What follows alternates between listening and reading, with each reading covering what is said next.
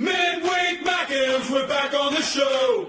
Talking Sunderland and everything you know. Conrad's got the numbers, proper stats machine. Mike's optimistic, living out the Mackem dream. Bowers keeps it steady, cool and level-headed. Wayne's already moaning, man, I'm shattered, I need my bed. Baby, are you ready to go? Let's get carried away, man. Let's steal the show. Midweek Mackems every Wednesday night. Veterans, passion in the red and white.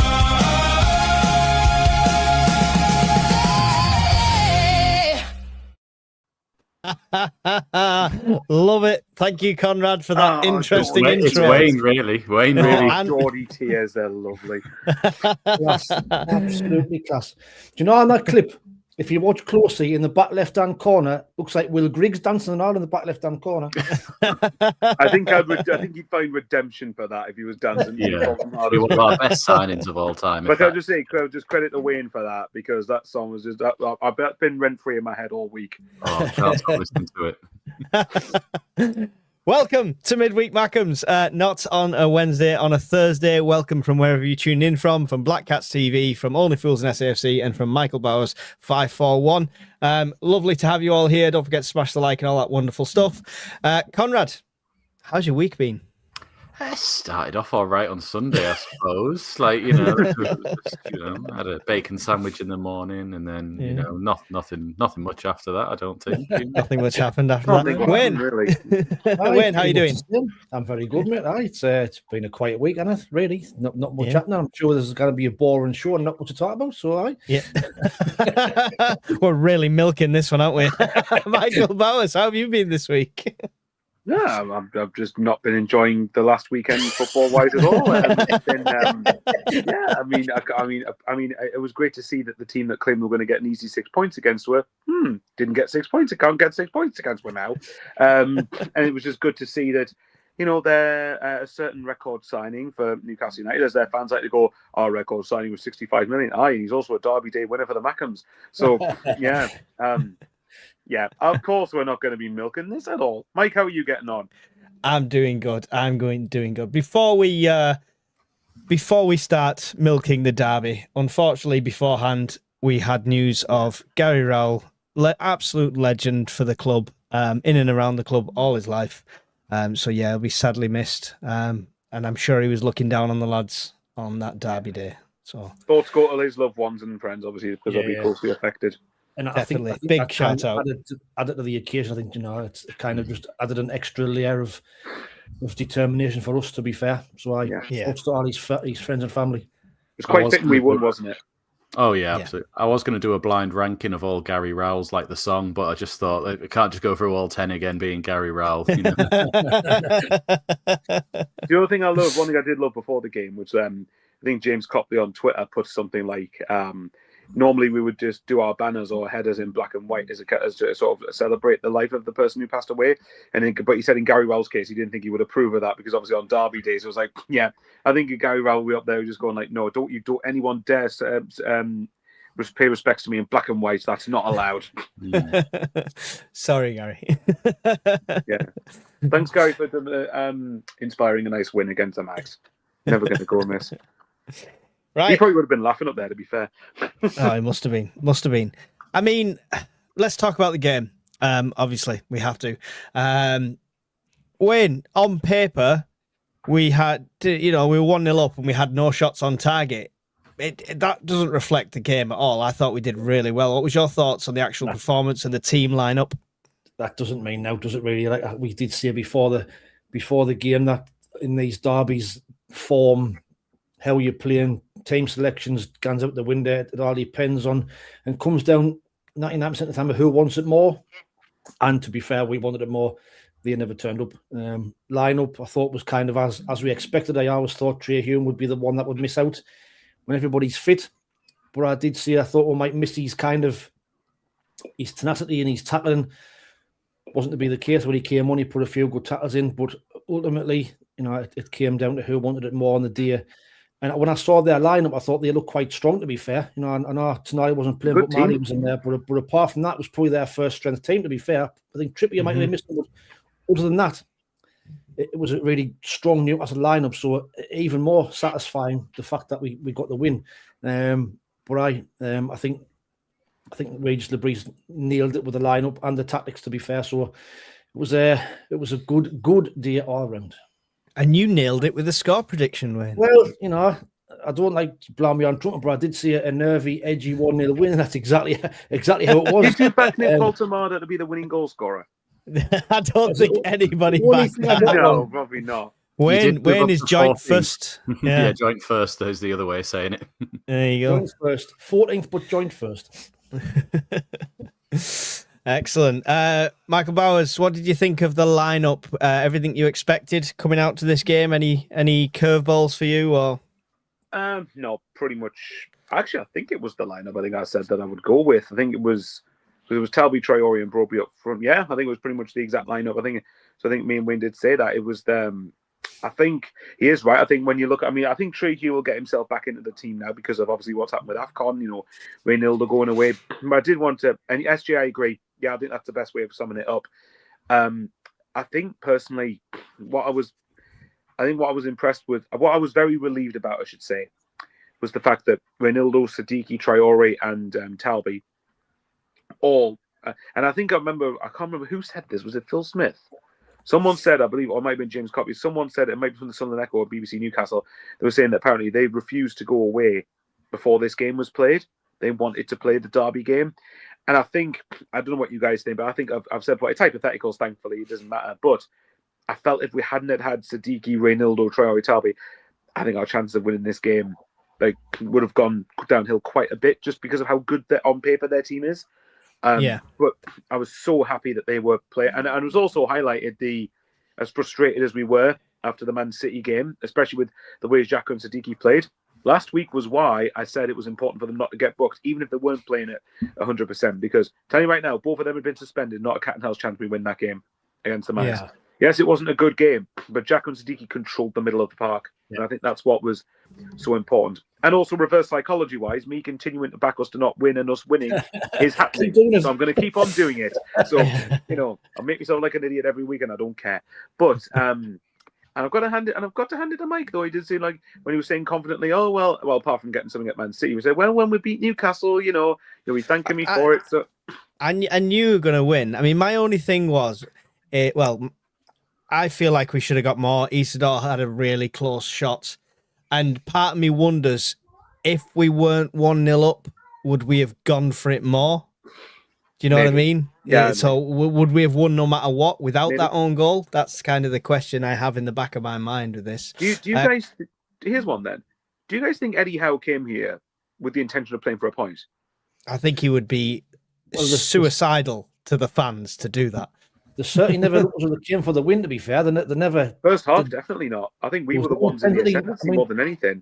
To be fair, that was credit to us. I thought we pressed them really well, the first all half, to be fair. And I think they just couldn't live with it without intensity. They just didn't want... I mean, Gordon, really disappointed with him. Alanga was absolutely shocking, which I was expecting them to be out their biggest threats. But, fair play to Nordy and... into Reynildo. I thought Reynildo was absolutely brilliant. He's superb. He's got to be the bargain of the season, hasn't he? Conrad, before your thoughts on the lineup, Conrad, you got a prediction right as well, but not the score. The Tifo. Oh, yes. Sorry. Thank you. Yes. Does that count as a point? Yes. Thank you. Look at that. So that's the Tifo on the right is what Conrad said it would be, and the Tifo on the left is what it ended up being. I think it's pretty accurate. They just had to make it less bloody. But I think the designer must be watching the show. I mean, I don't need any, special thanks or anything, but it's nice to know you've made a bit of difference sometimes, Don't need any special thanks, but write your checks to Conrad at... Yeah, absolutely. It was class, Conrad Lee at Black Cats TV, fund Patreon account. Yeah.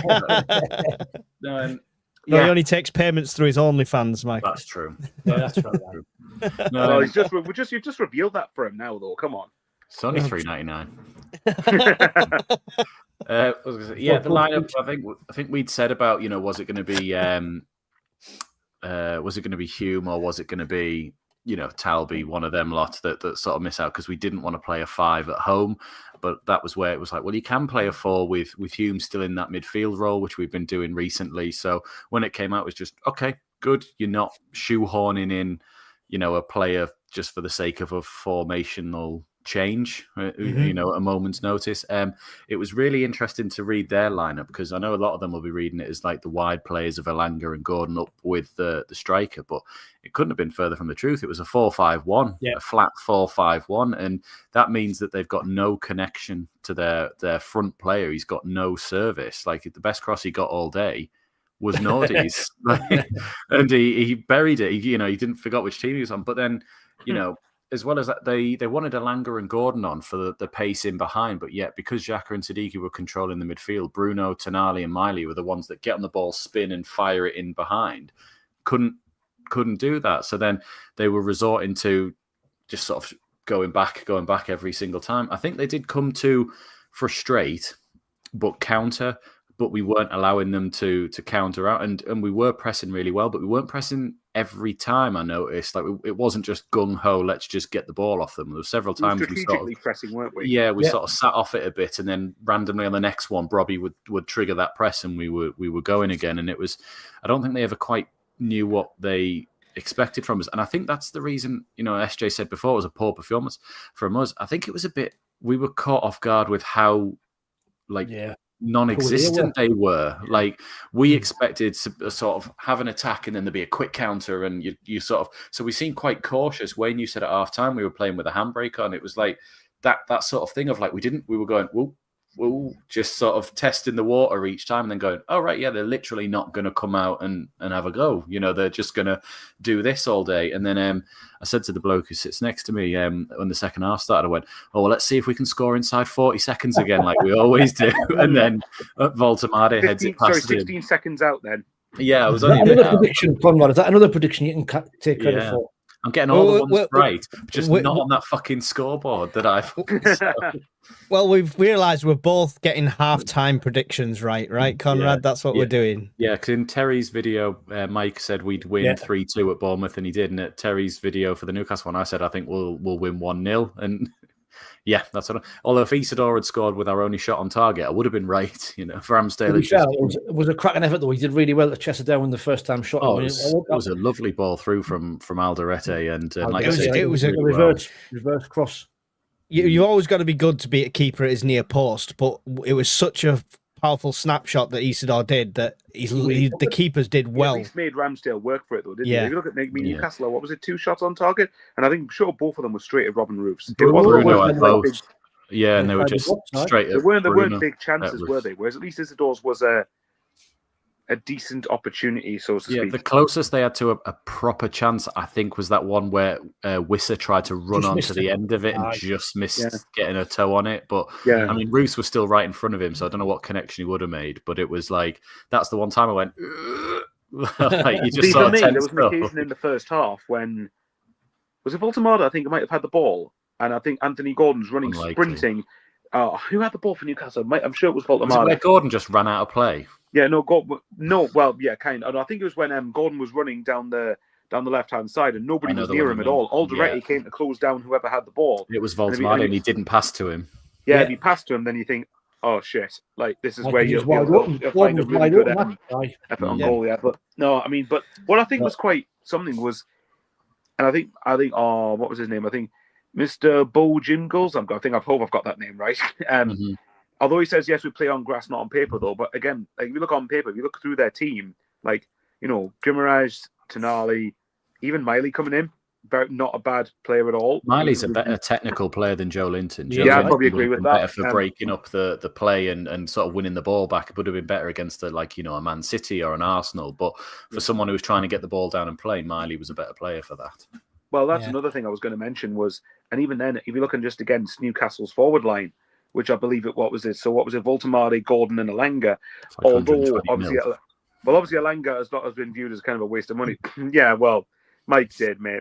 Mike did, John. So yeah, give credit for that. But I'm sure there was. It's quite frightening actually. Like, I bet you, including add-ons, we probably spent less on our whole team than Newcastle had on their front three that started. Oh, wait, Like, you know, like what was it? Gordon and Alanga combined would have cost nearly 100 million, and then 65 million for Voltamada. I think they that's listed frightening. front three was 124, and they listed like 6-7 of our players. They went not including add-ons is like 3 million more than that. Yeah, which I think says quite a lot for how good your recruitment can be. But it's something I've also said when I've been backing, as Michael remember this when we were talking about the model back when we had Beale, but when we had him in charge, Sorry. you know, I was talking at the time how while the season was dwindling away, I did say that I'd be keen to see what this model's like if you have a proper competitive budget to work with, and we're seeing it. We're seeing it exactly. So, but yeah, it was great. I mean, you know, but I mean, I just want to quickly ask because Conrad and Wayne were both there, weren't they? Yeah. Wayne was. Yes. I can't remember. Yeah. I was going to say. So sorry, Mike. This might be sounding like I'm excluding you a bit here, but obviously I know you weren't able to go, unfortunately. But for the other two, yeah, for the other two, how does that rank in terms of the electric atmosphere inside the ground? Whether before, during the goal, after the game, everything. The whole thing. I mean, when I got to the ground, the atmosphere outside was absolutely unbelievable. I couldn't believe it. Like there was flares and the things were going off. It was just class, and the atmosphere was just a buzz about the place everywhere. I know that the playoff semi-final was good in the atmosphere, but that was better. It was a different kind of atmosphere, for a different level. I think they're just a determination to shut them up and get one out on them, and I think that kind of translates onto the pitch. I think that's, and the players have said that they've never experienced noise like it, and we were the 12th man from the start to the very end, kind of spurred them on. So atmosphere, like something I've never experienced before in my life, including Wembley and the semi-final and all that. Did you see the comment from Gary Neville, I think, on the overlap? I only just watched it a couple of hours ago, and he said that was the first time I think he did commentary at the stadium. Like he said, he never heard a ground that loud for quite. He said, he said it was, and it was. Weirdly, the game actually didn't deserve the atmosphere that it actually got in terms of the quality. But no, it was fantastic. Like you say, Wayne, with the sort of entrance in, and it felt a bit like it was Coventry, but there was just something a bit different about it. Like I remember the Coventry one, it was such a good atmosphere, and then the game started and everyone went back into, oh god, it's a playoff game. Tension, oh god, wasn't it? Yeah, it was like this tense. Whereas everyone went into this game going, we can do this. Like we've seen us do this now for 16, 17 games. We know we can beat them. You know, and just that's only the easy start though. That's we've only got 3 teams. 6 points. We've got 3 teams left that we haven't played, so these must be the hardest fucking 3 teams in the entire division in Brighton, Leeds, and Spurs. Let's come back to this when we play. And we got that weird thing where we got the Man City the second time before we play Spurs the first time. Absolutely. So once we played Spurs away, then we can just go about. Right, we played everyone. We've played everyone. Pictures, hey? But, no, I think it was, as far as atmospheres go, it was electric. And I think, look, I don't want to give them too much credit, the unwashed on much credit, but like the game at their place, it'll be pretty much similar. Like when we get to that game in March or whenever it's going to be played, because I think that's on Carabao Cup final weekend, isn't it? So I didn't know that. If Newcastle get to the Carabao Cup final, then that game's going to get moved. They have got Man City twice in the I'll have a look, semis. but I'm pretty sure it's on that weekend.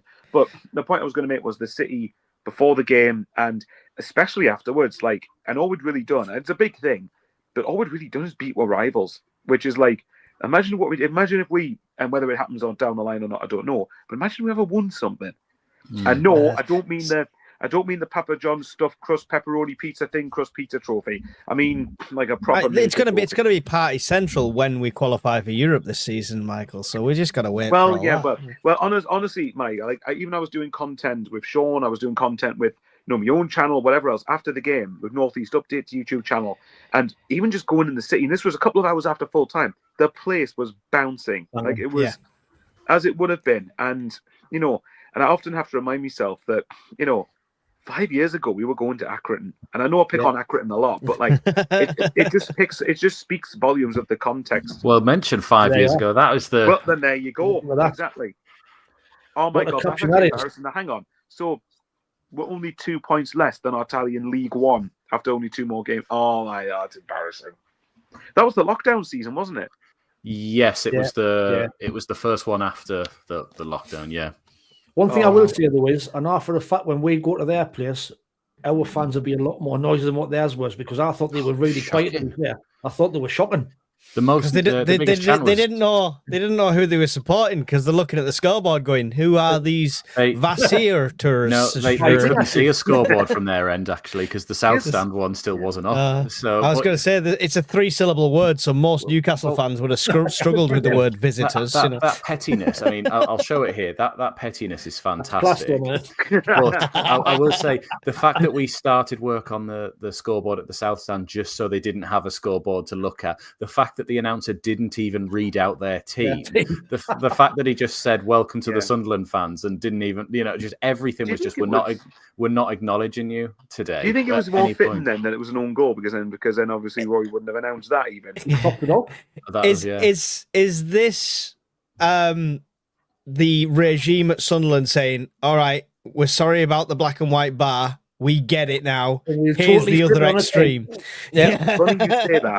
Funny you say that because I did want to bring this up, which is, first of all, quickly, by the way, I looked at the Carabao Cup final dates. It is the weekend of the derby away at home. They've got to get past Man City twice, though, over 2 legs. So I'd back them to win the home game. Whether they get through the tie, I don't know. But they have to win the home leg to have a chance, I think. But I would say that if it does get moved, good luck to Northumbria Police. Because they hate the idea of it always has to be an early kickoff, doesn't it? But what I was going to mention was, but when you mentioned the Black Cats Bar thing, I think one of the reasons the game meant so much to me personally was because of the shite that had gone on with the Black Cats Bar. And you all probably remember that annoyed me more than the result did, even though the result did annoy us, obviously. But Wayne, you got shifted out your seat as well, didn't you, Wayne? Yeah, exactly. So, exactly. So I think Conrad shifted out of his seat, or was he there? I didn't have a season ticket for that season. But then again, you say this. We've got Everton in the cup, and they've just given us an extra 7,000. They're shifting their fans out of it. So we spoke to Robin when we were at the club. She said it wasn't a club decision. They have to give them more tickets in the FA Cup, a bigger percentage of it. Yeah. And they couldn't be above us because it was a derby, and we couldn't be above them because it was a derby. So that it was it's still not an FA decision to decorate your bar in the But one of the best decisions of the weekend, sorry to interrupt, was this piece of shithousery. I was going to mention that as well. That's the point. This is what I mean. So because of the Black Cats Bar stuff and because of the context of the team photo they put, and I know for context, to be fair to Newcastle, they do that quite regularly. It's not just a thing against us. They did it again the other night against Fulham. But exactly, no sense of irony at all 3 days later. Didn't respond to that too well. But what I was going to mention was that because they came up to our place, and look, I think it was Jason Tyndall, their assistant manager. Now, I'll say this: I have a lot of time for Eddie Howe. I actually don't mind Eddie Howe, but yeah, Tyndall's a wanker. I can't stand him. So the fact, if it was him who organised that, it doesn't surprise us. But it's because of that. And what I loved was that Sunderland used that as motivation for this game and going like, no. And even Xhaka referred to the fact it's karma. It's like what goes around comes around. You got to make sure that you have at least have a little bit of class. And look, don't get me wrong. Newcastle in the cup had every right to milk it in. We decorated our bar in black and white for them. We basically rolled out the red carpet on and off the pitch for them really that day. So you know. The biggest thing for me, though, with that is to add what you're saying, though, when the game ended and when the games have ended all this season at home, the players have always gone to the Roker end. The fact that they turned almost straight to the North Stand, which me sitting in the Northeast and Wayne, you sitting in the North Stand, we don't really get to see the players at the end of the game. No. They all fuck off to the other end and then do a little bit of a halfway line clap and then go off. But like you saw them all sort of celebrating, pretending to be looking at their own fans when really they were all sort of like giving it big into the Newcastle fans. I wanted the picture there in front of their fans because it was that would have just been even better because they weren't allowed out. So it was a bit like do it now, do it while they're all crying, get the floods of tears dripping down. Just pure karma, and I'm all here for it. Yeah, I think it was Chris Riggs' idea. I think for the photo, I think he dragged them all out, and it was his idea. So obviously he remembers of a couple of years or early last year what happened. So, well, how many are still there? There's Ballard, there's Neil, there's O'Nien. Riggs was been sort of in and out of the team. Patterson, Hume. So Ballard, Patterson, Hume, O'Nien. Riggs, yeah, he wasn't involved in the setup though, was he? Really? Yeah, at that point? He sort of just broke in the second half of that season, really, but would have been around the squads at least. Yeah, but you look at it. So that's what I mean. They would have let them know. I mean, that's the thing that, like, if you mention it, like even Granit Xhaka in the Sky Sports interview after the game said that, like Ballard in particular was probably quite badly affected by what had happened in the cup game. And actually, if you look at it, there's an argument to say that cup game. I mean, obviously Michael Beale really derailed it, but it certainly helped derail our season at that point. So I think, but it was good to see that we hadn't forgotten the shit that had gone on in the last game. So that's why for me, I was desperate to win this time around. And Bruno Guimaraes, I don't know if you saw it, I quoted it on Instagram. He put a post about we need to right the wrongs in March and all that. That's the only time I'll have a chance. And to me, as far as I'm concerned, I'm like, well, mate, I don't really give a shit. Sunday was our righting of the wrongs of the cup game 2 years ago. Interesting about Xhaka. Sorry, Wayne, go on. So at the moment, we are top dogs in the Northeast. No doubt about it. We are the top team in the Northeast. I've known it for years, Wayne. It's just proved. Mike's going to say we're going to finish above the Mags. I know he is. We've been above them every single game week this season. The only week they've been above us is before the season started because of alphabetical order. Yeah, but you were saying about Xhaka. Xhaka said, Enzo said, sorry, this bit here where he said usually Granit, our captain, has the last word before he got on the pitch, but they gave it to Luke O'Nien because the match meant the most to him. And they also let Michael Proctor, one of the first team coaches, obviously first team coach at the time, talk about it. So you see that Xhaka That's why we didn't score. Yeah. Proctor give the talk. Yeah, but it was just, you can see that Xhaka... Proctor train Walter Yeah, no, because he scored. In his own goal, exactly. Understood. Yeah, very good, actually. He should have done it twice. That Xhaka understood that, okay, this isn't about me so much today. This is about, everyone who was affected by that. And like Michael was saying, all of us that day, I wasn't there, but you two were, and watching it on the telly and seeing all those pictures, and you were just like, "What are we doing?" And we're already in a bad position, and now you've just made them. It was just humiliating. Yeah, it was just the experience was humiliating. It was, exactly. And don't get us, like I said, from Newcastle's point of view, of course they'll have every right to take the mick out of it because it was a joke. But at the end of the day, I think this is kind of like, it's almost like I'm hoping that's closing the chapter on that, and we can. Oh, I'm sure they'll have a response at St. James's Park. I can't wait for their response and all the stuff leading up to it and all the cocky attitudes leading up to it, and then we beat them again at their place. Well, they've already go to the comments. Go to the comments. We are half an hour in. There's 138 people watching. I've ignored the comments for ages. So, why start Broby over Wilson? That was my biggest question. I think that was justified. I thought Broby was absolutely tremendous, man. The way he held the bar, his strength, I thought he was class. Lucky not to be getting a second yellow, mind. Yeah, I should. Yeah, have to maybe get away with one there. Should have been sent off. Definitely. Thoughts on team selection for Brighton? We'll go into that after this, but thank you for putting that in there. Traore set the tone after about 90 seconds for putting one in on some mag midfielder who then went into hiding for the rest of the game. That's how it should be. Can I quickly, before you do another one, can I talk about setting the tone and setting it early? Bye. Yeah. Do you know what would have been great, right? Oh, go on. Hang on. Putting rivalry aside one moment, I hope it absolutely ruins his question. And then I think Sky Sports said, was it a fractured rib and a damaged lung from it there? So soft as shite is what we say. Being into each other. It's not. Hang on, sorry. He fractures his ribs, damages his lung, gets a yellow card. Luke O'Nien surface scratches somebody's leg, red card. And that's when Nordy pulling out. If he probably gone the tackle, he would have been sent off, but he pulled out of it. He bent his knee. Yeah, I think if he went in any harder, we'd been burying. Probably. To be fair, look, being a diplomatic one, I don't wish injury on many players, and I think Dan Burn, obviously, I don't like his allegiance at all, but you can tell he's definitely, at least he's of his boyhood club. You know what I mean? So I do have respect. I do have some level of respect to him from that, but it doesn't mean obviously I like him. So I obviously hope he's okay. Obviously, is obviously look after his own well-being. I just hope he's crap against us every time we play them. But I actually hope we can bring out our 12th man in Nick Voltemada. The only thing I don't like about all of those AI stuff, and they're great, is that I wish it had this season's shirt on it. Do you know what I mean? That's fair. What about this one? That's a shirt then? from like 12 years ago. Yeah, that's better. Even though I think that looks like Griezmann from back in the day. Like, it does. Yeah. And then there's we all play fantasy football. There was when you see a goal notification for Voltemade, but find out it was an own goal. Generally, right? I heard this story here that a couple of me mates at work were actually working during the game. One was a couple of Sunderland, couple of Newcastle.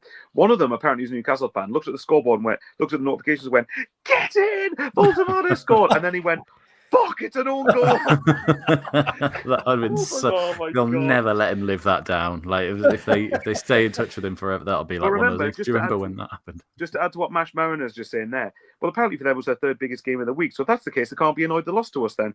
Correct, eh? Well, they've all been in our comments going, I can't wait to beat you back at St. James's Park. And you're just like, what gives you that confidence? Exactly. Like, you were super confident that we were going to get no points and no wins. We've stopped doing that. You were super confident that we were going to get battered off the big sides, and we haven't. You were super confident you were going to take 6 points off of us, and you haven't. So now you're just changing the narrative again, going, oh, March is the one.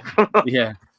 Mike's enjoying this too much with these memes, I can tell. Do the truck. No, well, yeah, that's a good one as well. By the visitors. Oh, God. Do the truck.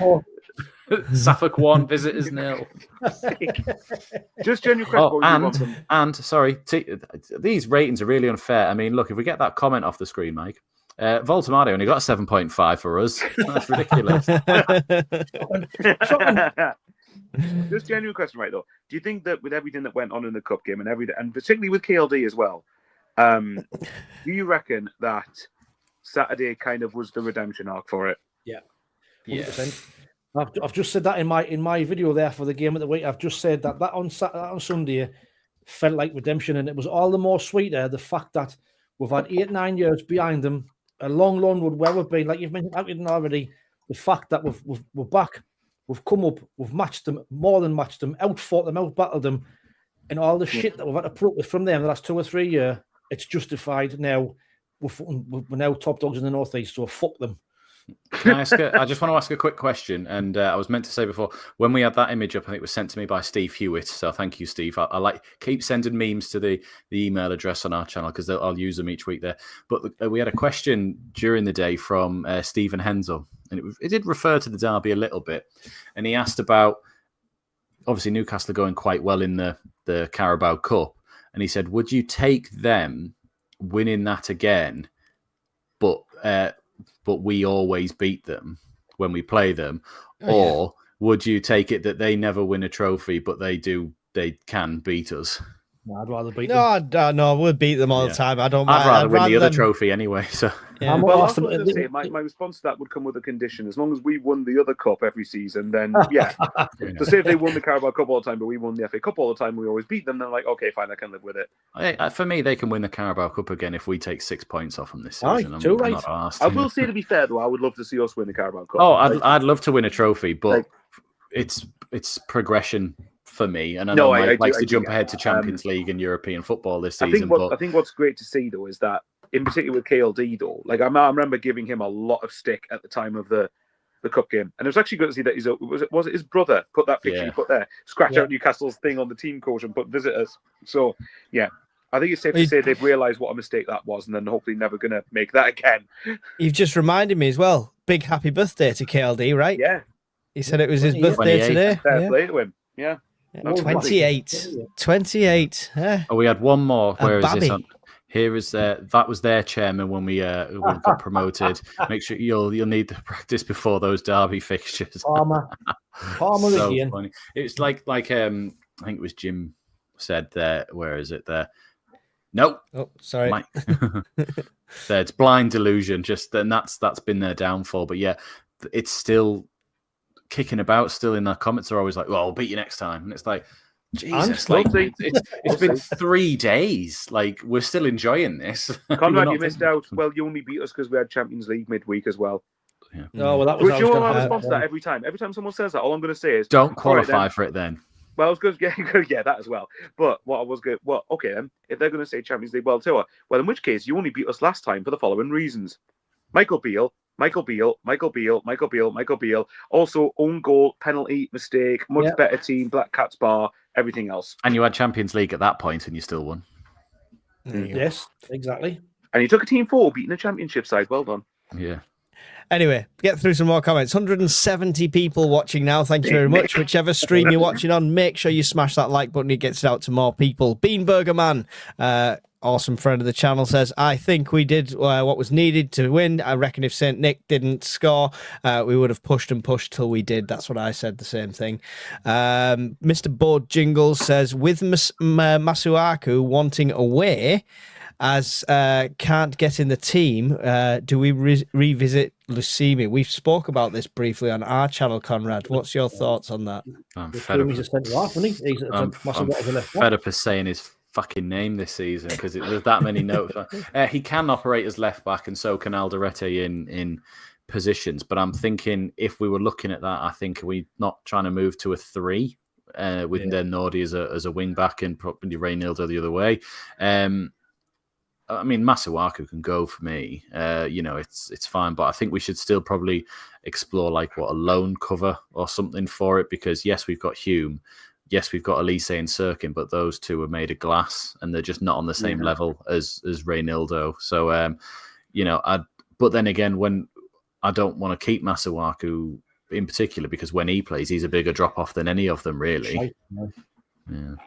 To be fair, though, I think with Reynildo, with AFCON, because obviously that's going to be a big talking point, we're now arrived at the AFCON period. He should be back for Spurs. I was going to say, but he'll only be away probably for 3 games. His last 3 games for his nation. So it's going to be about, a couple of weeks at most? His last group game, I was saying to Mike the other day, is the 31st of December. So you would imagine he'll be back in the team potentially for the Spurs game. If not Spurs, you'd imagine for Brentford. Yeah. Or is Everton before then? No, Everton's after Spurs and Brentford. Right. It's after, isn't it? Right. Cool. Comments. How do we expect to keep Ballard for his current in his current excellent form? How long do we expect to keep him? He's under contract, isn't he? So if anybody wants him, they're going to have to pay a stupid money for him. So for me, we hold all the cards on that score. So yeah, somebody wants him, come pay the money. What's he worth nowadays, you think? Well, I think he's got to be 15. Oh, man, that 15? I'd probably say 40, 45. 1.5. Yeah. Nah. Hang on, no, to be fair to Mike. No, sorry. No. Let's revisit. No, hang on, Conrad. Just listen for a second. Hold on, right. When he says 15, he means £15 million for a loan fee for 6 months. A permanent fee. For one of his feet, maybe. Like, that's ridiculous. He didn't say it was a transfer fee. Listen, I'm not saying what you would accept for him. I'm saying what they would class his market value as at the moment. That's even worse. Like, no, absolutely not. It's the same. It's the same people that rate. I can't even think. Let me check his contract. Hang on. Mike, you've put upset him. You've put upset him there. Have you upset Conrad more than you when you talk about Wilson Isidore? 15 million. Anyway, right, 15 million. Right, while Conrad's having a mag style meltdown of his own. Going on mute a minute. Hang on. Love it. He's got fucking 15. Can you imagine? Remember the was it the Formula 1 game, whatever it was? We go easy top 3, 16. I can imagine going, how much is Ballard worth? And Conrad's going to go easy 50 million, easy 50, at least 40. What 15? But no. Yeah, I thought I misheard you. I thought you were going to say what's 60. this? 16 million euros market value. That wasn't a bad guess from Mike, was it? Thank you very much. Right now. Yeah, the height of a reputable source for transfer. I mean, if you want to be technical, then what's Reynildo's market value? We paid nothing for him transfer fee. You put us on the wrong frames, you dickhead. Can't see the top of our names there. For context here, he's bitter now, isn't he? Ballard is under contract. And here we go. Hello, it's fucking hell. I was going to say, Jesus Christ, we weren't the ones. Was that fight mode? That one. Honestly, Mike's just all over it tonight. In fairness, right, Ballard is under contract till 2028. So he's got 2.5 years left on his contract. What I actually think will keep Ballard for a good few years, and the big reason is because his age. He's 26 years old. If he was 21, 22. I think obviously clubs pay for the potential, don't they? And I think if he gets to a point where he's here to like 27, 28, I think he's less likely to go, personally. Maybe that's all right. He's in his prime now. We're 8th. I was 7th, 8th. Who's going to come in and buy him? The teams above us, the Arsenal, your Chelseas and all them, they're not going to buy him. We are 7th. We could have European football next season. Why would you want to go anywhere else? If it's anybody in terms of a big 6, it's Spurs. And even then, but he came through Arsenal's academy, didn't he? He did, yeah. So, but here's one. When Wayne's saying we could have Europe next season, Mike's influencing him here. Mike, you've got Wayne thinking. No, I promise you. Drinking vodka in that can. You're right now, Conrad. Now, right? As the season goes on, and we're not dropping away, if we can get to this AFCON period and still be up and around them top 10 places, then it's on, isn't it? It's on. Yeah, definitely. I've said it's on from the start. Tam says, any theory on why Omar clapped as the ball went over his head to Nick? Did you see that? Off-putting, isn't it? Yeah, he did this thing. I don't know if it was just frustration because it was out of reach or if it was... Conrad will appreciate this. Maybe it's him subtly using the force. I think it's...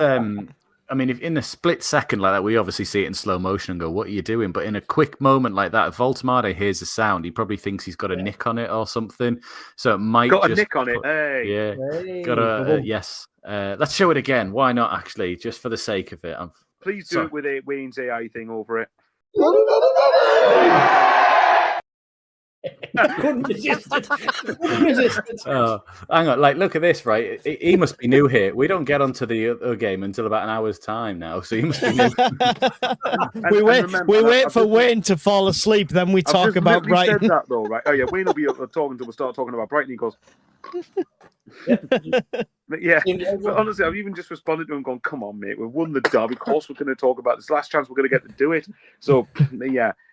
Genuine question, right? Because I actually, when I've watched Nick Voltemade play for the Mags, being serious, I actually have rated and like the look of what I've seen. But what is he doing in his own box there? I don't understand that at all. He was brought back a lot to defend the set pieces like we used to do with Kenwyn Jones, but I have no idea where he's thinking he's heading that at that point there.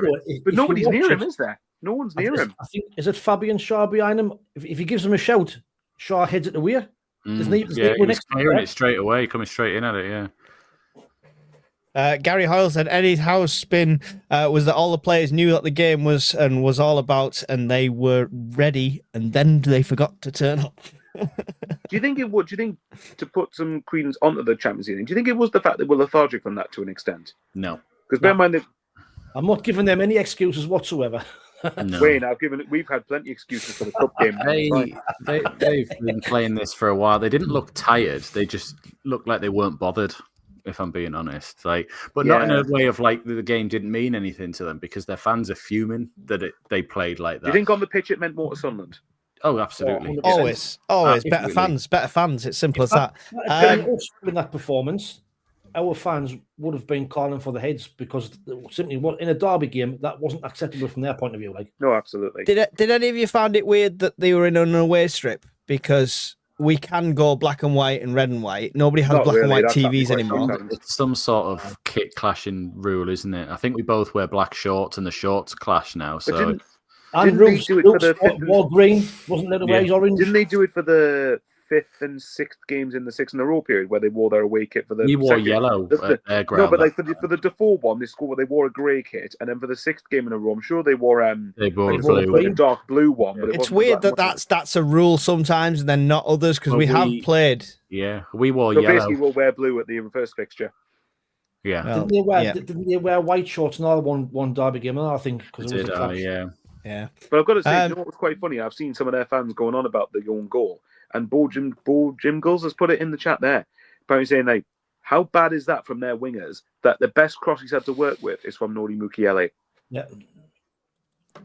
They'll be trying to sign him next. No. Right. Let's put the derby to bed for now. I'm sure we'll talk about it for every single show going forward. But at the end of the day, we stuffed them. I knew we'd win. I thought it'd be more comfortable, but it wasn't. But we still won, and we'll beat them at their place as well. I'll tell you that right now for a fact. With that said, have we got any games lined up? Anything? Sorry, I've got a question. Steve, you've got a way to go yet, mate. We've got to get through all our questions and all our games, and then we'll talk about Brighton for the last 5-10 minutes. So go make a brew. Come back in 15 minutes. We'll be on the Brighton game. Well, I'll tell you what. Then do you want to get because my question kind of relates to Brighton. I'll be on that, so I'll let these two go on first if they want. Oh, yeah. Right, okay. Well, your question could take us into Brighton then. That's fine. Yeah, sounds good. Right, so I've got a who am I, but I'm going to make it a little bit harder this week. I'm only going to give you the years. Is this so Conrad doesn't get it in about 3 attempts? He probably still will, but I'm just going to try and make it a bit harder. I'm only going to say the years in which they played for both clubs. So, the first one, played for Sunderland between 2009 and 2011 and Brighton in 2014.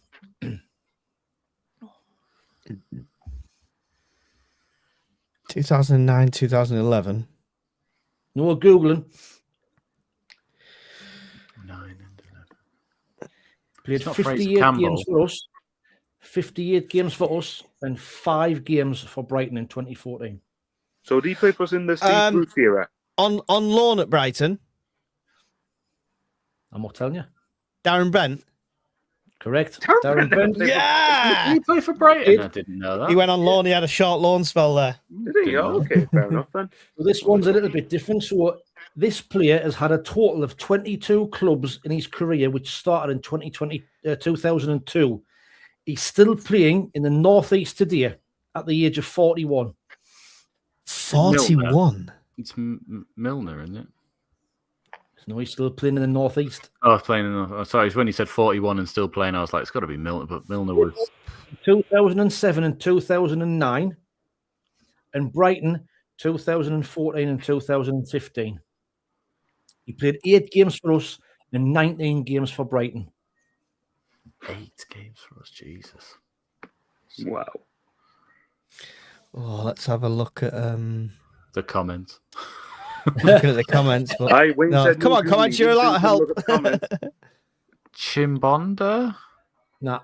No. I'm going to be useless on this one, I'm afraid. 7. Greg Halford. Oh, yeah. Ah. Shite him. I used to have 8 a games big- for Sunderland in 2 years. God, that's shocking. He's currently playing for Bishop Auckland. Shite Really? him. Oh, wow. So the next one, 132 games for Brighton between 2010 and 2014. Brid Cup. 30 Liam games- Bridcut, I was going to say. Yeah, Red Cup, well done that one. You can tell his face, like, going, no. He's still So got this it. one, Very Brighton quick. between 2005 and 2009, and us 2019, 2020. Can you say that again? So Brighton 2005 to Oh, 2009. what was his name? Joe Lynch. 79. Joe Lynch. Conrad, please go away. Yes. I was like, Yes, what was that book? That fucking. Do you know what? centre-back Conrad called? is literally living up to the name in the intro of the stat man. He really is. I'm a stat man. Right, I've Joe got one Lynch, more. You'll forgot get this about one him. straight away. So Will Buckley. Sunderland 2010 to 2011. Welbeck. Brighton, Where Danny Welbeck. did you like Yeah, how he Will said he Buckley wasn't guessed? Conrad, he though? was annoyed at that. Will Buckley, that was a good one. I was going to put Jason Steele and Arbor. I thought you'd get them at 2 easy as well. So Here's one. I Here's was a one for you shit then. keeper for 2018. Here's a quick one. Actually, I'll be quite good. The Jack Adingra hat trick at Watson v Adingra. Okay, here's one. Who am I? I am Newcastle United's record signing. I have more cheesy chips on my head than Didier and Dong. I also scored a fantastic winner in the Wear Tyne derby, but it was for the perceivably wrong Sorry, club. comment said we can't talk about the derby anymore, Michael. We're not Yeah, allowed yeah. to. Nah, don't Not matter. allowed. It's still a game. Still within the runs of the game. Cool. Is that you done then, Wayne? that's me done, I. Awesome. Thank you. That's I got 2. That's my record, so I'm happy. Conrad, what have you got for us? I've gone back to the traditional blind rankings for you. Oh, hang on. Let me pull up a notepad. Okay. So it's goalkeepers. I don't think I've done goalkeepers. Ooh. How many? Oh, the same number as always. 9. 15. No, 10. Right. So number one. You know, I can't count. Hang on. And get it said in the comments as well. Where would you put these in the 1 to 10? So number 1 is Tommy Sorensen. What? Oh, No. who's better that he might put in there? We don't want to do the whole middle thing. Remember, we don't commit early. kinda This why has I put been our this problem. in. Right, so what are you Because- saying? So Tommy Sorensen. I was like, you're not going to put him in number 5. Try 3 then? I don't know. But who's better than Sorensen? Well, it depends who you're saying. In your eyes, it's different, isn't it? That's Well, yeah, for me, because obviously I didn't watch him play because I wasn't into football. So, okay, you two decide between you. 3, 1, 1, 3, 3. Right, you can only have one 2. number, Mike. Sorry. No, these are the chats. I know. I'm happy with 2, but I'll be scared to leave that number 1 slot out. Wayne? I will. I'm gonna go. I'd have gone 1, but I'm gonna say I'll go with you to 2. Right. Like Steve says, just for saving Shearer's penalty at their place. That's There fair. you go. That is worthy of being number 2, to be fair. Number 2, Craig Gordon. Oh, Good Got keeper. what was it? Voted the best Premier League save of all time. Yeah, he wouldn't save 3. the season for that one against Zach Knight. Is he still playing for Hearts now? he is. I Yes. just Also, yeah, he's done really well. He's at the looked World after Cup with himself really Scotland, well. I think, and all, Michael. Yeah. Sorry? Could be It winning. was the Scotland as well. record transfer fee paid for a Yeah. British keeper, right? Was it like At the 9 million time, quid or yeah, something? we 9 paid? million Yeah, quid. 9 Now, million, yeah. we've broke that to spend it on roofs. It's Yeah. not rich, but still. Third. 3. 3, I'm Right. happy with that. Right. Committing at the top here. The chat went 2, 4, 5, 3, 3, 4, 3, 1, 5, Whoever's 3, put him at 2. 5, they must have some really good goalkeepers. He did have some shockers in him, Gordon, as well. I will say that at moments, didn't he? But number 3, Kelvin Davis. Fuck me. Oh, Only played in, 2005, 2006 in our 15-point Premier League season. Got dropped Well, halfway through the season for conceding 9 or goals 10. from Take his your head. pick. What about 9. 9 or 10? 9. I'd say probably 9. No, I've got a feeling we're hedging one our of the bets. champions- Who's worse? I've Oh, got a there's feeling loads one of worse, the actually. champions- Lee Camp is Lee fucking Camp. loads. I was going to say, I've got a feeling we're going to have one of Lee Camp or Jason Steele in there. Are we So, going 9? I'd Yeah. say so, 9. personally. Number 4, Vito Minone. I Oh, think I love Minone, he was Minone. all right. Again, he had some bad ones in him, and he didn't start very well, did he? It took a while for him to come into his own, but But when he I was would on say form, he had more good Yeah. games than bad ones, but he did have some shockers in him, to be fair. took us to yeah. Wembley for the first time in, at that point, How- 22 he years. can't go above Sorensen for number 1, so he's What got to be about number 6? 4 then, right? I think 6 would probably be a fair rating. 6. Ooh. 5 or Conrad? 6. Sorry, Wayne? I got in the middle 5, between 4 and 6. Right, okay. Okay. I'm just worrying there's going to be nobody better comes out, and we're going to end up with fucking Lee Lee Camp Camp stuck at number 1. Number 5, Simon Mignolet. Oh, he was good and all. He was the one who Mignolet. saved the penalty at St James's. We just didn't win the game, annoyingly. Yeah, but that was down Fourth to or first. Wayne 4th or 1st with Mignolet. Bridge.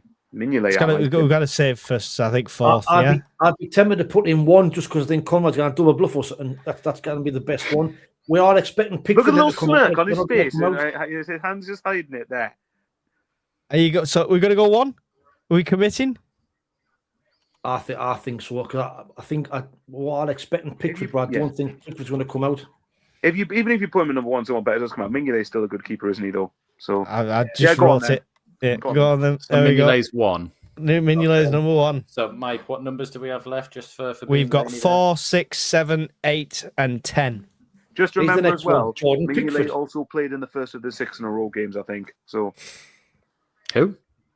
Mignolet, he played. Oh, the yes, first he did. 6 in I a thought row, you said didn't he? Pickford. I was like, Pickford didn't play in any of the 6 in a row, I don't think. No. Hang on, sorry. Oh, is this for Calvert? I must be well behind. I was going to say that's not for Mignolet. It's for Yeah. Mignolet. If that's right, that would have been very hard. Sorry, yeah, 4, 4, 4, 4. Nobody said 1, so we've hedged our bets against the chat Okay. there. Number 5. No, I've done number 5. Number 6, Jordan Pickford. And fucking bastard. He's not going to put. He doesn't know anything Well, past you're a gonna have to certain put- year, what- L12 bong, so What it's not number going to have be we the got left? case. What numbers do we have left? 4. We've got 4. 4. 4, 6, 7, 8, 10.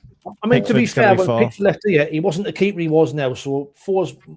No, but Four's even okay. then, no. Four's Without fair. him, we would have got relegated about 2 months. Yeah, sooner. yeah, Yeah, Pickford 4, in fair at enough. 4.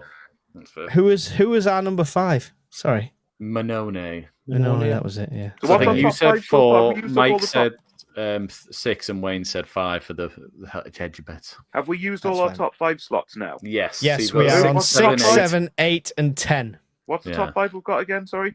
Mignolet, Oh, go on. Sorensen, Craig Gordon, Pickford, and Minone Fair in that enough. I'm order. pretty content with that as a top 5. Yeah. Number 7, Costel Pantilimon. Oh, again, he had Another the one I thought most was pretty solid. most saves in the league that season, didn't he? And then we sold him. It was a weird one, that one. We had two number one keepers essentially in that season, though. Yeah, but he'd made the most saves only because he had the most shots against him. Like, but And he was the biggest keeper, taking up He the was most about space in the 6. goal. 12 and a half foot. Well, we've got 6, 7, 8, and 10. I would say 7. 7. Give me one more. I just want to see if he started the 6th game. See, he played in 3 of the 6 in a row games. We've got 7, 6, So- He was a big 7, reason we won 1-0 just 7, before Christmas. 7. He made some right saves in that game. Yeah, he did 7, actually. 7, I'd 7. say 7 6. seems to be a consensus. 6 and 7's a consensus here. I'd say 6. 6 personally. But I'm happy with 6. Oh, you're going to outvote me? Right, okay. 6 it is. That's fine. He's just working down the lead now. Right, okay. Next is Anthony Patterson. 7, 8, 10. 7, 8, and 10. 7, 8, and 10. Took us a long way up, Patterson. Who else could come? I'm just trying to think who else could come out. It is worth pointing out that I think Patterson is from my perspective, he's a top 6 championship keeper, but I don't think he's any higher than that. 7, 7, 6, 7. But also, 6, but also 7, important to 7, point 7, out- 7, 7. I think it's also important. I can't even talk. Important to point out that I think without his saves in the playoff final, we don't go up as well. Correct. Oh, He made the that save from Kiefer Moore consensus, after- the that save from Kiefer consensus Moore in the after- chat is 7.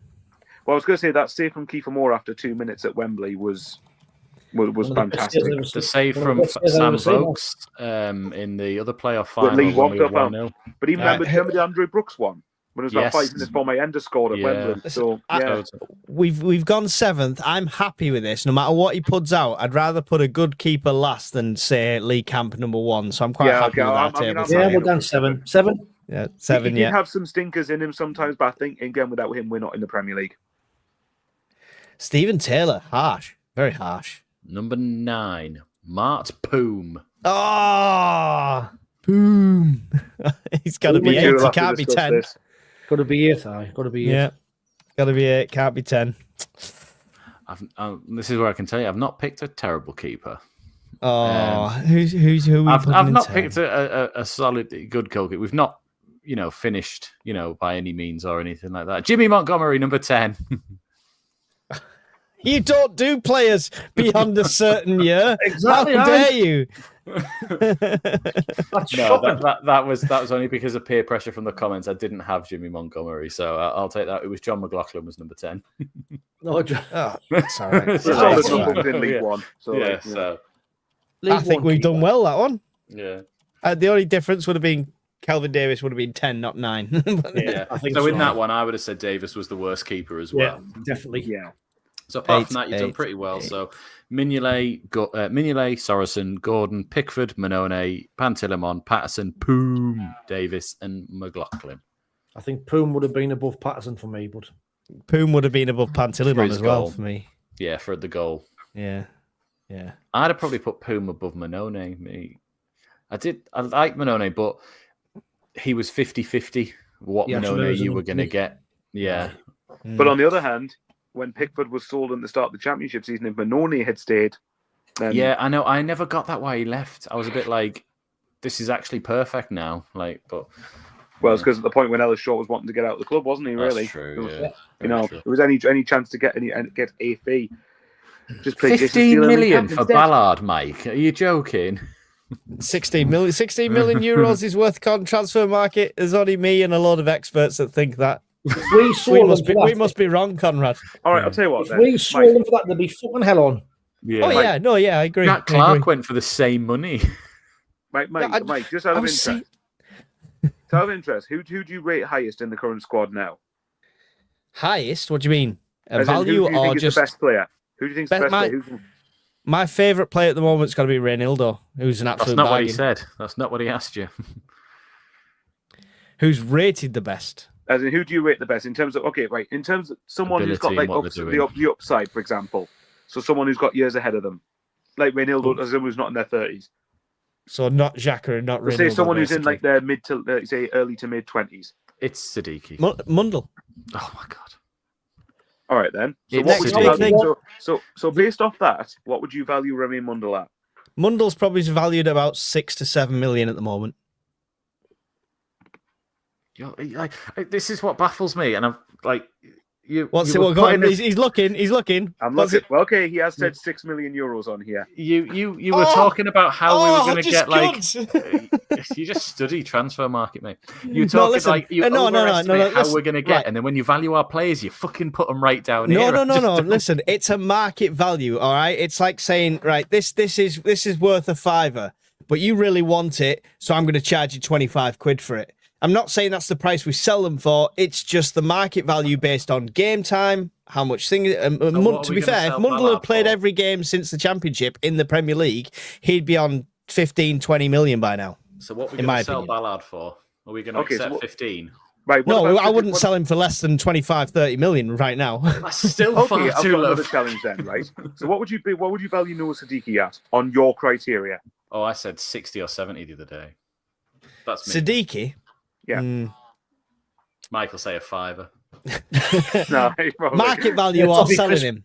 Hang on, market value or selling him? Well, his market So value your is about criteria, 20 odd market million value. because that's what we bought him for. Yeah, but he's worth market more value than is going to that be now. about 20 to 25. Really, So on wouldn't here he's sell worth him. 100 million. Who said?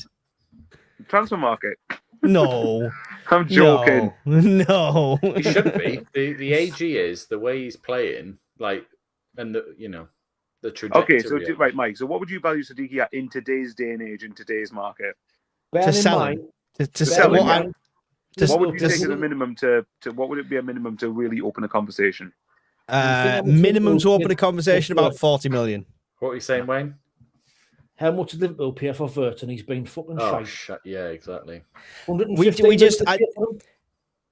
So, okay, ask me the same questions next season No, I after wanna we ask you them finish in now, the and I top want you to give 10. me an answer. We'll double the value. It's an unknown quantity at the moment. Unfortunately, most of the players we've bought, we will double our money on at least. That's what I'd tell you. If they were telling you had to sell him in January, what would you sell him for?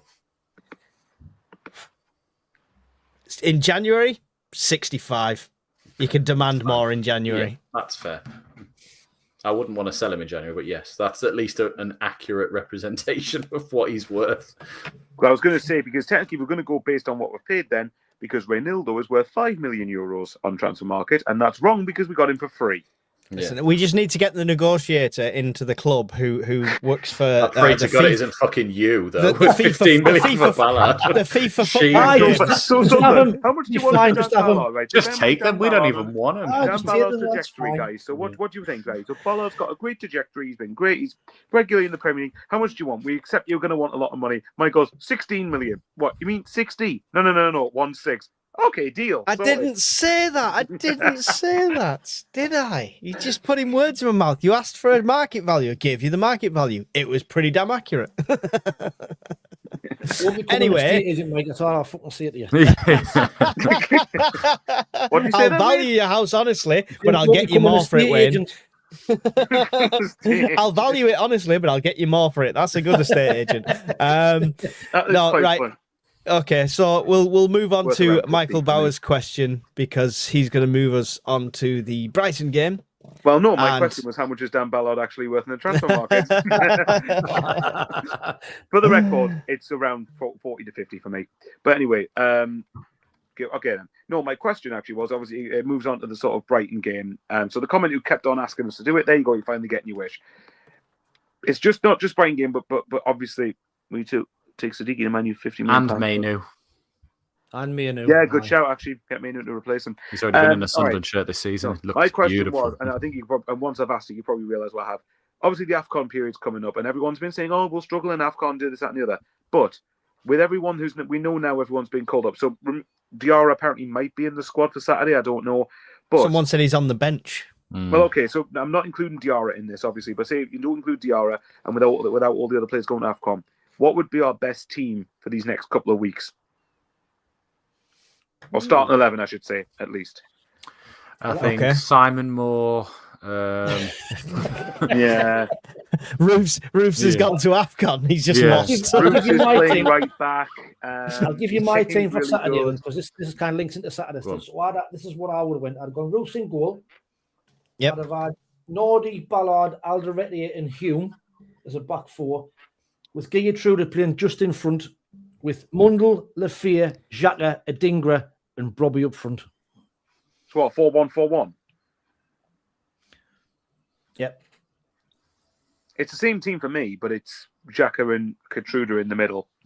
Different With, say, formation. Mundell, Adingra, Lafay behind Bobby or Isidore. For me, I would have probably done back five, just to sort of push Katruda into the five, Hume as the left side, Enzo and Xhaka in the middle, and then probably still Adingra with Bobby up top, and then Mundell on the left and Adingra out on that right-hand side. But I would give Adingra the license to almost be like, you stay up.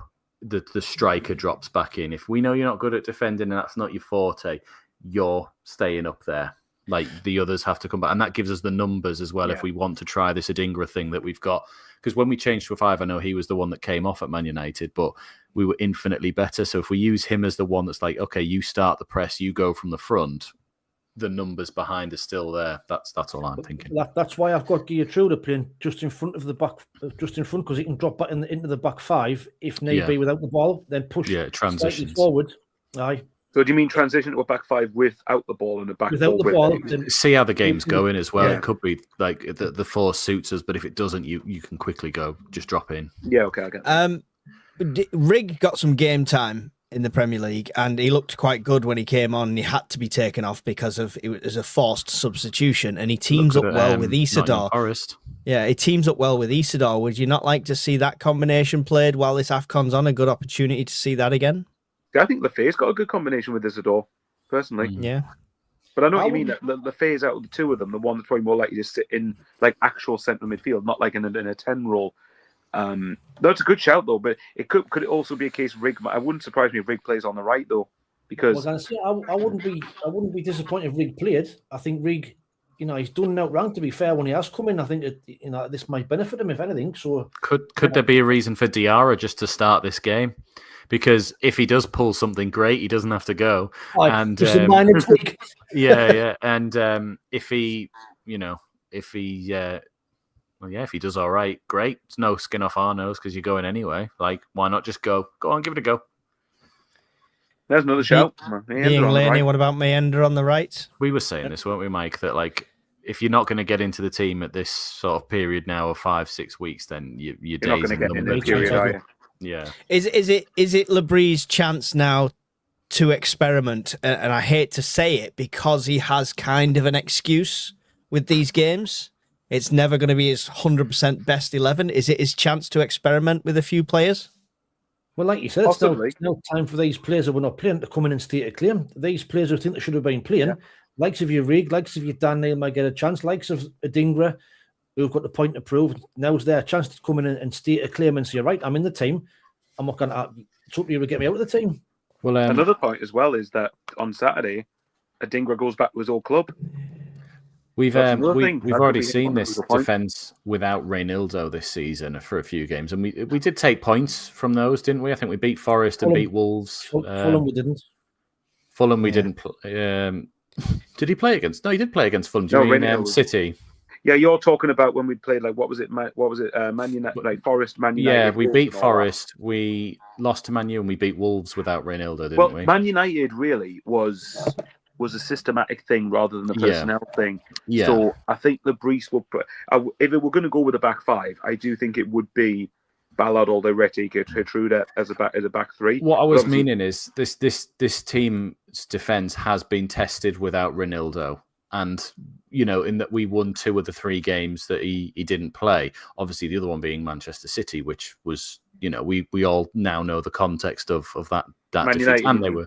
No, I mean in City as well. Like, he didn't play at Man City. He was injured, remember? And they said he wasn't... they didn't know if he was going to be back for... We've played 4 games without him then, haven't we? We've played 4 games without him. Full games, I mean. We've won the 2 that we should have won, i.e. the Forest and Wolves one. Man United, like you say, was a systematic error, and then City were better than us, and we were a bit. City, one of the best teams haven't finished, anyway. Mike. Put your fucking hand down. No, Can I just pitch that instead of fudging somebody in over the left, like swapping sides with Hume, that Sirkin fits into that position more naturally and more like Reynildo plays with the runs? Is it his opportunity to push his way back into the team? He does, but for me, he doesn't start. He has to come off the bench and get some minutes and dropped in. I think we said on our preview that he doesn't start this game, but he definitely should be coming on at like 60, 70, just to get a feel for it. And then you've got potential to start him against Leeds, who he did play twice last season, of course, and go down that way. But I wouldn't just be throwing someone who hasn't played a single game this season or a single minute for us and going, there you go, start. Yeah. Several people saying Neil's not good enough. No, I think Sirkin would be better if we were in the back five, if I'm being honest. Yeah, definitely. Sirkin has been playing with the under-21s, so he has minutes. It's not the same, though, under-21s to a Premier League level. The main thing, though, is that if they're not going to feature now, then they haven't got a Premier League future here, have they? That's what we were saying, yeah. So Dan Neil, if he doesn't get a single minute before players start to come back, it's a bit like, time's up sort of thing. Nine's still suspended as well. How much do you think it's going to affect us genuinely? Do you think we're good enough and we've got enough depth? Because obviously other teams, Premier League pundits, Sky Sports, all of that lot, they're showing tables of players going from AFCON, and we're at the top of them tables, the amount of players we're losing, and they're all saying a similar sort of thing. Do you think we're going to suffer, or do you think we can carry on the way we have been? We're going to be weakened. We're going to be weakened, no doubt. But the only thing that worries me is Reinaldo at left back. I just think when he's not in the team, the shape goes out the window, and I think we're struggling when he's not in the side. Obviously, it'd be interesting what to say we'll play without Siddiqui, because Siddiqui and Xhaka have just been tremendous. So, how we play with Siddiqui not being in there, where the energy is going to come from. Yeah. But I think you'll notice Siddiqui quite a lot not being there. In these games, I think personally, I think we'll have enough. It's not so much starting 11. I think you've got a more than competent enough starting 11 to be able to get a couple of results. It's more the bench more than anything else. But the caveat to that is, I would rather have that for these next few weeks, and then have what we should have after AFCON's finished. Because a lot of people remember when they point out AFCON.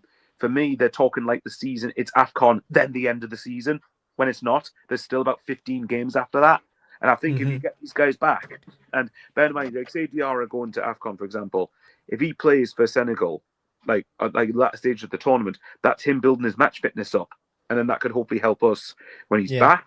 It'll be Siddiqui being back, Reinaldo as well. And bear in mind, we have January coming into the equation as well in 2 weeks' time today? Yeah. January. So, that's another thing. So I think... Well, can I just ask Mike's question, but just sort of caveat it, because he loves this type of question for Mike. How many points are we getting in our next 4 games? 12! So, Brighton away, Leeds at home, City at home, and Spurs away, I think. Do you want to add... I was going to say, do you want to add Brentford into that? Because I do not. Because I'm only thinking that's the group stages of AFCON done. Okay. So some might be back by the 7. Spurs game. 7. I'm going for a win at Brighton, and win. Sorry, what was it? It was City. Brighton I think away, it'll be a draw. It's Brighton, Leeds, City. Yeah, we're going to beat Brighton and Leeds, draw with City, and I think we'll lose to Spurs away. You think we're going to beat Brighton? 4 for me. Draw on Saturday, beat Leeds. The other 2 games really odd. But even if hope we beat Leeds for your show win. Yeah, oh God. I was watching that the other night, and he's surprisingly confident still, isn't he? I would love us to beat Leeds because of the obsession their fans had over us in the summer window. I've not forgotten that. Hey, we're actually on positive points though now in the Premier League. We've beaten the -24. Yeah. Well, I mean, to be fair, if you're looking, actually something I've just realised is kind of funny at the minute. We've got Leeds and Burnley's. We're on the same points as Leeds and Burnley combined, I think. I didn't know that. Yeah, I've only just remembered it. So Leeds are on 16 points, Burnley got 10, so that's 26. Yeah, we're on the same points as them combined. Bloody hell. I think I'd be very happy with 4 or 5 points in the next 4. I weirdly see us 5 or 7. I'm a bit more optimistic, like Mike. But I think Wayne's right. I think we get a draw at Brighton. I think we beat Leeds. City is Man City. Hopefully we do an Arsenal and turn up and somehow get something out of it. But I'm not counting your chickens and all that. Yeah, I'm thinking park the bus for a draw for that one. Spurs are a mess. really, It when you depends watch which Spurs them. turn up, though. Exactly. If they turn up, the game, it's a difficult game. If they turn up, it's a difficult game. But at home, they've been way worse than they have been on the road. And I think they've only won, is it one game at Spurs all season? It's Or did our they win the away other day? form that I worry about. They beat Burnley at the start of the season, and then they beat Brentford the other They week. beat Brentford the other day there. So Thomas Frank, though, that's probably why. yeah, I think we can get something off of Spurs, and like you say, Reynaldo might be back by then. So the City one, I don't, like we said before, Michael, we don't want to call it a write-off, but it almost feels like if you're going to lose a game, Yeah. that's. Can I just interrupt you though, Conrad? Sorry for that, but like, All right. if Man City last time had the context of Xhaka and Siddiqui not wanting to tread a tightrope because of the derby coming up next, City at home, we're not going to have that conundrum. The game after that's not Newcastle. Yeah, So that's very true. I wouldn't be although we're not going to have Reynaldo, Siddiqui, and all that. I wouldn't be surprised if we play quite a bit if the game's quite close. Yeah, I still probably think we lose, but I don't think we're going to. I think we frustrate a lot Yeah. more. One thing we haven't. But the good thing is, even if we did go on a bad run, we've stockpiled 26 points now, and that's so important. We also haven't thought about the fact that Xhaka is still one game away from a. Is he still one game away from a? Yeah. Yes, so he needs to get through the next 3 games without getting a card. So is Reynaldo. So that Trey Humes on 4 cards. No, now, I sorry, think. it's not. No, Reynaldo's on 3, Trey Humes on 3, Nordy's on 4 now. I thought Oh, Humes is on he? 4. Okay, well, It's either Reynaldo or Nordy. One of them with the card against Newcastle went to 4. well, that's the thing. They're going to have to. For me, I think They've got 3 games to survive, though. Then it. I'm rubbing off on all these comments. Look at this. Right, I'm loving it. 12 points, 12 points, 12 points. If you're asking me for a points prediction, I'll say we'll get 4. I think we'll. Originally, I was going to include Brentford in this because I said I thought we'd get a point at Brentford, beat Leeds, and lose the other 3. If we get But to I'm 30 by the first week of I January, weirdly- though, that's fantastic in the whole context. Well, of this is the what I was going to say. For me, the reason I asked to include Brentford in this was because Brentford's the last game before Everton in the Cup. And my personal one would be at least get to 30 points before the Cup game against Everton. And I think if you can do that, then you're 3/4 of the way to safety already. Or in Mike's case, halfway towards Hang on. My prediction at the start of the season, we would be in 6th place by January. Can you go and find that clip? Because I don't remember that. I said No, 6th I place don't by either. January, and We're I said, miles away from it. We're fucking 8th. yeah, no, yep. I'm Well, telling you. It's not even Mike, to be fair, divisible though, by 3 where we're at. To be fair, if Mike is correct, though, like, if we're in that position, think what an attractive prospect, even more of an attractive prospect we'd be for players coming in. Oh, I think we go early in January for signings think like we we do. did with Enzo. I don't Yeah. think they wait. I think there's gonna be almost a big one through the door within the first week or 2. Don't be surprised if we're already kind of sweetening the deal behind the scenes right now. Oh, yeah. Yeah, We don't know about. So I think, sorry, Mike, to answer your question, okay. I think we beat Leeds, and I'm going to say we'll draw at either Brighton or Spurs, but I don't know which one. I think we Only can good thing beat about- Spurs. See, Brighton at the weekend, they've got 3 big players missing.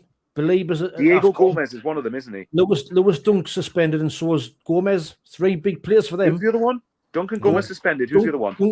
Belieber, he's at AFCON. Carlos Belieber, the centre mid. By the way, even without them 3, though, you gave me a point on Saturday, I'd be happy. What I've Point away at Brighton. Well, Mike probably won't be. He'd probably say, nah, we'll beat them easily, man. But actually, he say we'll beat Brighton and Leeds, didn't he? So he's just drinking in his own confidence. But no, I would be, if you give me a point now on Saturday, I'd be content with that. More than content. Brighton away is a harder fixture than I think people think it is. I think it is as well. They're a good They only just lost their first game at home the other day against Villa. 4-3, wasn't it? Was it Yeah. 4-3? They were 2-0 up at half time. So we're gonna get some. Are we gonna get some actual predictions in? I said 5 to 7 Oh, points. Right, are 4 you wanting points. No, specifics here? For 5 the goals. Brighton score. 5 for the goals for Brighton, score. 7 goals for Sunderland. That's what I meant. Brighton 5-7. What I said, a I game that would be. I think a point will do me just fine at the weekend. So it'll be a difficult game. I think 2s each for me. Desmond 2-2 for Wayne and Mr. Bowers. SJ's gone in confident. Why? What's he saying? 1-0 loss. 1-0 loss. I suppose to be fair, a week ago, if you'd been offered losing at Brighton but beating the Mag, you probably would have taken it, to be fair, wouldn't you? Can Brighton go above us if they beat us? Yeah, Get your Same score point, predictions in the same chat point. Yeah, as no, well. they will do Same because points. of goal difference. Okay. I don't think we'll win, but I think we could get a point. Well, I was going to go 2-2, but Wayne said that. So, and I'll screw it. Instead of saying 1-1 all the time, I'll go 2s each. But mind you, here's another thing. Superstition. But have you seen which kit we're wearing? Black. That one. And we have not scored in that one yet. And So- we've not won a game in our third shirt since we were Hull away when Isidore ran the length of the pitch at 38 Oh, miles that's an a hour. one. It's just, you're all just wrong. Carry on. Well, go on then. Well, I was going to say, all right then. I think, but even if you gave us a boring 0-0 and nothing happens, I'd take it. Like if you get out of there with something, and if you got out there with a point and we beat Leeds, I'd be more than happy with that going into the new year. But go on, Mike. This is where you're going to tell me we're going to win. So go on. Are you 0-0? Is that what you're saying? He No, said I'm saying 2-2. 2-2. I'm just going to 2-2. So 2-2, 2-2. Conrad, what are Yes, you? we've not scored in that kit yet. We're going to score twice on Saturday. There you go. Wouldn't be surprised if we lost though. I think it'll be. I'm going to go positive. I think we win 2-1. I was going to say 1-1, the Jack Ross special, but I'll go. We'll nick it 2-1. But we're not very good at post derby. If you actually look back through our wins, I'm going to be reserved. I was 5-1, going to say 8-0 I was going to say 3-0, but I'm going to dumb it down to 2-0. It's going to be 2-0, and Mundell's going to be scoring. He's going to break that duck in that black shirt, and I think everyone's we just fit if going to Madinga scored in this game. Yeah. I would. Definitely, I'd love love. Yeah, I'd love. You know, I don't care who scores as long as we score. Oh, Get yeah. your predictions in the chat. We'll go through them now. SJ 30,000 says 1-0 loss, straight in there with the negativity. It's Jenny Armstrong, Sunderland 1, Brighton More than happy 1. with that score. that. Yeah, that's Being Laney says 1-1. John 8989 says 2-1. John McKinney says 1-1 to the Adingra to the scoring. Adigras. Yeah, the lads Adingra. 2-1 to the lads, says Johnny Cool. L12 Bonger's gone 1-0 to the lads. Shut up shop and take a 1-1, says John Swinney. 3-0, says Lack. And 2-2, says Gary Hoyle. Lots of draws in here. Miles of Sunderland, Brighton 0, Sunderland 1. Brian Greener has gone 1-1 again. Leslie Leckenby has said 7 points and 1-1 on Saturday. 1-0 to Mr. Bojangles, not to Mr. Bojangles. Stephen McLaughlin's head says 1-1 and his heart says 2-0. You've got to pick one if you're going to go into the draw. We don't sit on the fence here. 1-0 to the lads, says Richie Waite. And Sean Tomo says 2-1 to the lads. Steve Hewitt says 2-1 to the lads. 1-1 says John W. Bailey Montblanc says 2-0. Hilson says 1-1 all over it. And SAFC Louis, a person after my own heart, says 6-0 away the lads. Definitely. Louis, what drink has Mike been giving you? If they are a players at all, I'll go 2-1. Stephen McLaughlin's gone 2-0 and Stephen SAFC has gone 1-0. Brighton. There we go. We got through. Well, there's lots of draws in there. Not many losses, a couple of negatives, but I'm still thinking that's the best one. Can you imagine a 6-0 win? And can you imagine the headache Labrie will have after getting a 6-0 win, thinking, how the hell do I put other players back into this team now? Be a nice 3-1, headache to have. 6 points, says Peter. Easy 6 points. Of it. Yeah, there we go. So Have you we've all seen got our SJ's predictions comment? in. Sorry. 6-0. You are. You've seen SJ's comment on my stream. 6-0. Must be something in those vapes. Love it. Excellent. So we've got our score predictions in. I will be doing a live commentary for that one. So make sure you tune in for that. Any of you's going to the game? Any of you's travelling? Nope, sadly not. I'm trying to go to Everton for the FA Cup. Oh, that'll be good. That'll be good. Good chance of getting one. Yeah, it's a shithole, by the way, just so you're aware. Well, have you been to the new stadium, have you?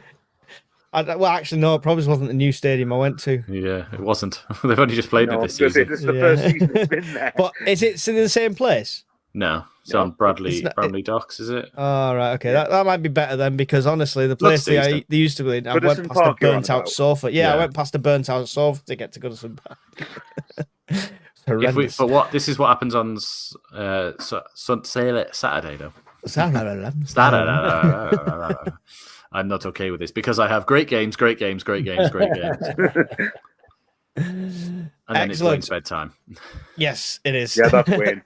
Cheers, Dalby. So, guys, 151 of you. Another 20 minutes. No, the show's over. God damn it. 150 of you are still in here. If you haven't done it already, whichever stream you're watching on, make sure you hit like. Make sure you take the time to go to the other channels and subscribe to them. Let's get us all up before Christmas. Black Cats TV, Only Fools and SFC, and Michael Bowers 541. Thank you very much for being here. Wayne, would you like to say goodbye to your audience? Yeah. Like always, thanks for watching. Like I said, greatly appreciated. Wouldn't be a show without you tuning in. So, the crack, the banter. I love these three guys to bits. Honest, just love doing these shows. Absolutely brilliant. I'm 38 subs away from 5K. So get on there. You've got to be less than that now. It says 4,970 odd. So you've got to be like 25. 28. Oh. Between the 147 of you still watching, some of you either are not subscribed and best go and do it now, or get somebody else, get your mum's phone, your brothers, your friends, your cats. Or if you really want to, create an additional YouTube account for yourself. A brand account is called. Yeah. But as many Gmail accounts you've got, you've also got them on YouTube. You can log in on them all, just throwing that out there. Michael Bowers, sorry, Michael Bowers, like to say goodbye. I love these three a bit. It's great banter, great crack to do the show. Even more hilarious when you hear Mike's mental takes every week, such as what Dan Ballard's worth and how optimistic he's going to be. We're going to get Europe, but that's what we're here. Everything I say, I prove. Fucking hope Ballard isn't getting 15 million, and that's it. Well, all I'll say is everything he says he proves. Apart from he said we're going to beat Man City away, and we didn't. So we'll move on. And 7 points. We didn't get 7 points that time. By the way, actually, very quickly though, 7 points from Bournemouth, Liverpool, Man City, and the Mags is still a very good tally, actually. But thanks very much for doing this. It's been great, and hopefully we'll continue to do more positive ones as we get to Christmas and New Year. Conrad? Yeah, echo the same. Please do go subscribe to these two down here. They're both, I think you're close to like 6,500, Michael, something like that. Is that 6,400. I think you're nearly there. And then Wayne, like you say, is only a few away from 5K. So do go and subscribe over there. We're going to try and maybe squeeze one more show in before Christmas. I think it is Christmas Eve, of course, on Wednesday next week. So we'll have a chat amongst ourselves and we'll figure some shit out anyway. But do subscribe and we'll see you all in the next one. Excellent. I'm not going to repeat the same thing. You've all heard it already, but I am going to play you out with Wayne's tune just before the outro, so stay tuned for that. Midweek Mackems, we're back on the show. Talking Sunderland and everything you know. Conrad's got the numbers, proper stats machine. Mike's optimistic, living out the Mackem dream.